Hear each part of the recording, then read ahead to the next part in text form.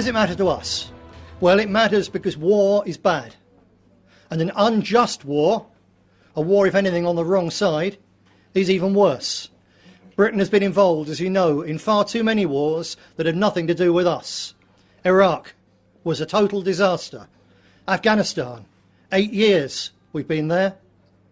Billions and billions and billions of pounds which should have been spent on the health service, on education, on re-equipping British industry, thrown down the drain. So now we're talking to the Taliban, and when we leave next year, that country will be handed back to those people. A total disaster which the British people never wanted.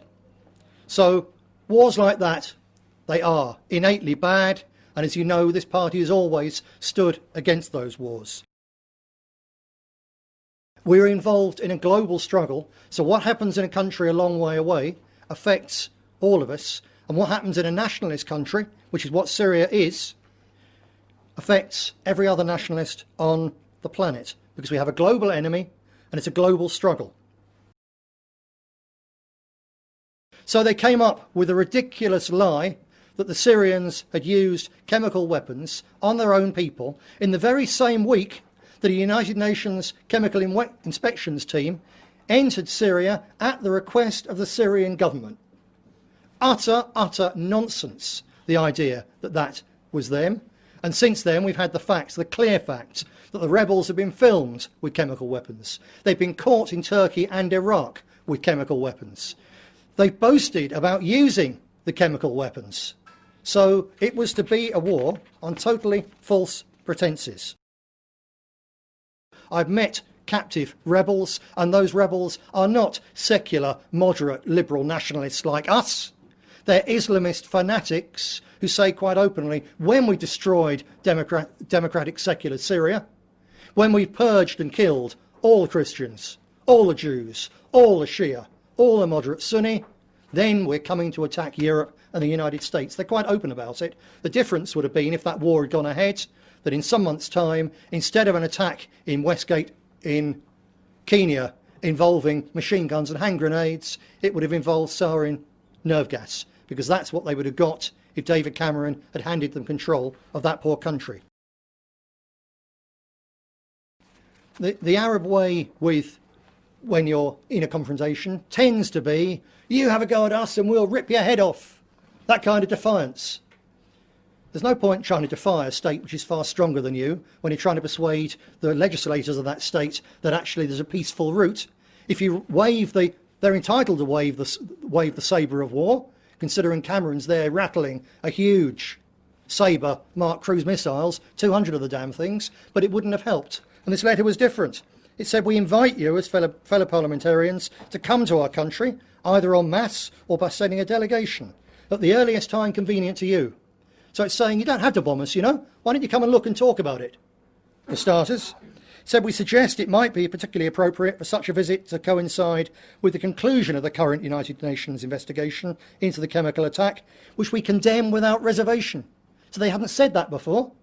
They said it wasn't us. They hadn't said, we condemn this without reservation. Not in English. They said it in their own language, but not in the English language. And they finally said, we invite you to bring your own experts with you to check for yourselves the UN's conclusions. So for anyone with a doubt, there we are, it's given them the chance. Let's give these people the benefit of the doubt. It's a good way of assuaging my doubt. So that was the letter. As I say, according to the BBC, it had a very significant effect on a number of MPs. So it stopped £250 million in British taxpayers' money being blown in the first 12 hours. That would have been the cost of the first strike. In 1 week, Cameron and his fellow war criminals would have blown £500 million. That letter, which changed history, I wrote.